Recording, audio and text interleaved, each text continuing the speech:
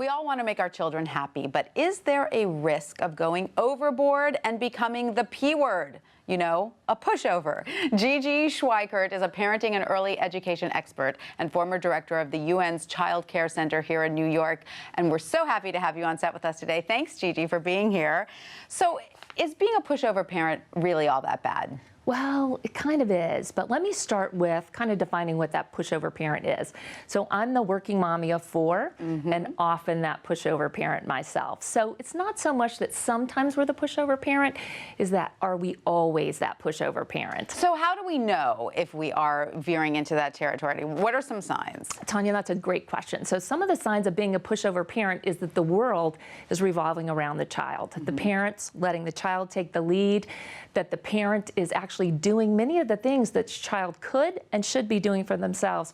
And one of the very unsettling things that we see happening more and more is the parent is actually blaming others for the actions of the child or inaction and responsibilities such as the school, coaches, or even other friends. So it's just not setting the child up to succeed in life, because we know that's just not the reality. That's not how the world works. Absolutely. So what happens with the pushover parent is the child gets everything they want because the parent gives in. Life's not like that. The things that are really important to us, the things that we want, work, relationships, materialistic things, all of those things take great work, great effort, and a lot of tenacity. So is it also a matter of remembering that you are the child's parent and not necessarily just their friend? Absolutely. And one of the reasons that parents tend to be a pushover parent is because they do fall into that friend trap. A friend trap is one where your child is always happy, everything's great, you're loving to be together.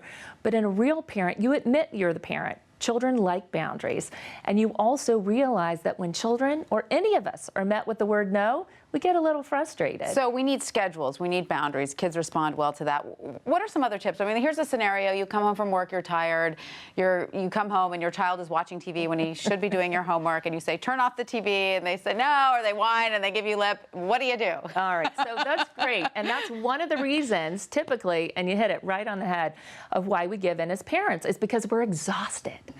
Or we're guilty that they're not happy because we're not spending enough time, or we're working so much. So one of the things that we can do is be that parent, admit and expect that we're going to get frustration and anger from that child when we make a request, and do this practical tip that I love. First this, then this. Okay. First do your homework, then you can watch television. Right. First take one more bite, and then you can get down from the table. First this, then this. And that's a practical way for parents to be able to exert and to tell the children the things they want them to do. So, because this is what happens to me all the time. Let's say you walk in on them and they're in the middle of a show which they weren't supposed to be watching. Do you instantly turn it off, or do you say, okay, you can finish the show, and then you turn it off? All right. Well, if they weren't supposed to be doing it in the first place, you have two ideas. The first one is to say, I realize that you're really not supposed to be doing this, and we'll talk about that in a minute. But finish the show, and then we'll have a conversation. Okay. So that way you give some conclusion to it, you realize that what has happened, and then you move on. Great advice. Great advice. Of course, every age of a child has different challenges. Absolutely. Correct? The toddler, the preteen, the teenager. When you're dealing with teenagers, does it take a little bit more sort of finesse?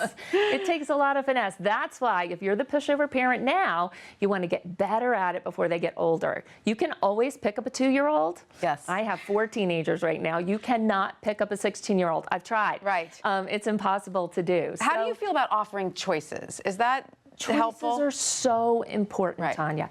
Everything we do in life is a choice. Where am I going to work? What am I going to do? Am I going to pay my rent? Am I going to pay my mortgage? What am I going to eat for lunch? So when we offer children choices, we're giving them the opportunity to practice little choices and laying the foundation for what it means to make big choices in the future. And I can see that helps them feel like they had some autonomy in the decision-making process. Absolutely. So I call this a non-choice within a choice, which I mean, we're going to take a bath. There's not a choice about that. So the question is, we're going to take a bath. Would you like to walk upstairs yourself, or would you like mommy to help you? Right. We're going to do homework. Would you like to do it in your room, or would you like to do it down here in the family room? Fantastic advice, Gigi. Thank you you so much for coming to talk to us. Thank you for having me.